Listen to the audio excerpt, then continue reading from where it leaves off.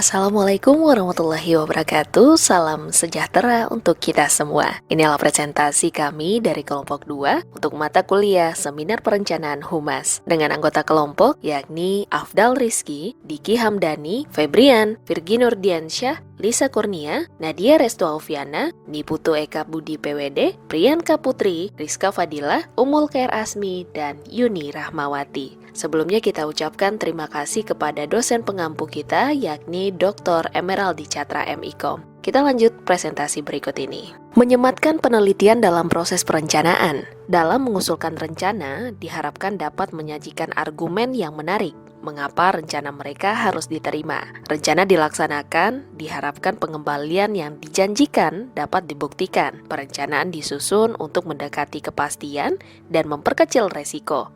Sehingga dengan perencanaan yang baik, dapat menyelamatkan dan memastikan tujuan yang hendak dicapai.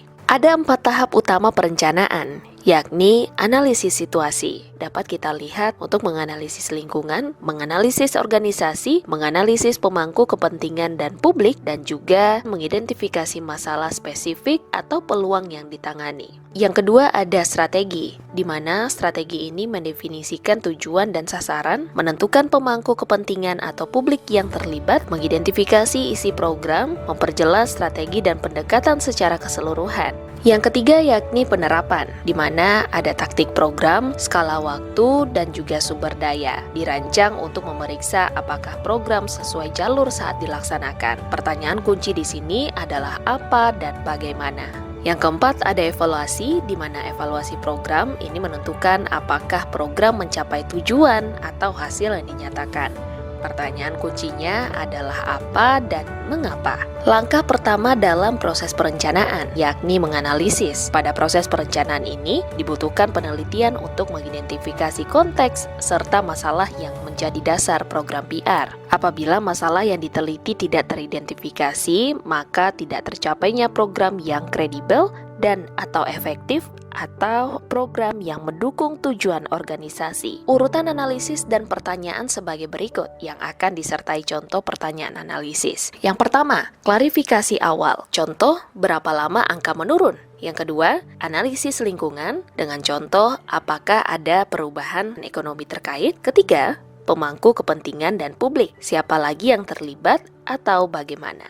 Analisa lingkungan. Penganalisaan baik dan konteks internal beserta eksternal disebut dengan pemantauan lingkungan yang terdapat dalam literatur hubungan masyarakat. Teknik yang umum digunakan serta sangat berharga dalam menganalisis lingkungan eksternal adalah analisis PES. PES membagi lingkungan secara keseluruhan menjadi 4 kategori serta mencakup sebagian besar hal yang bisa mempengaruhi organisasi tersebut. Keempat bidang tersebut adalah yakni politik, ekonomi, sosial, dan teknologi. Menganalisis organisasi. Analisis ini akan mengungkapkan sejauh mana tugas komunikasi internal, meskipun secara jelas juga akan mengidentifikasi masalah yang mungkin terkait dengan struktur, proses, dan praktik organisasi yang perlu diselesaikan dan tidak dapat menerima solusi komunikasi saja. Analisis yang digunakan adalah analisis SWOT. Adapun tujuan dari analisis SWOT untuk mengidentifikasi dan kemudian membuat prioritas masalah utama yang dihadapi organisasi untuk merancang PR program yang akan mengatasi masalah.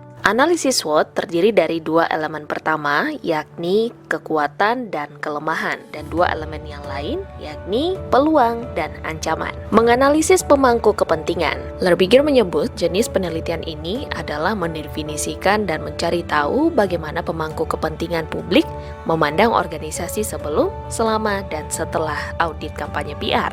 Analisis stakeholder merupakan alat yang digunakan untuk menentukan pemangku kepentingan yang memiliki pengaruh dan dipengaruhi terhadap sebuah program atau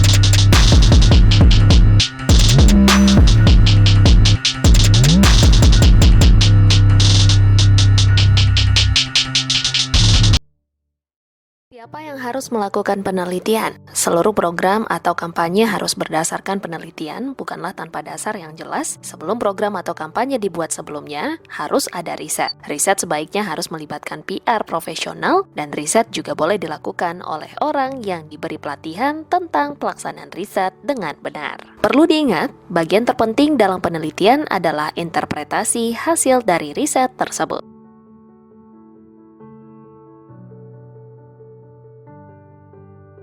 Teknik penelitian.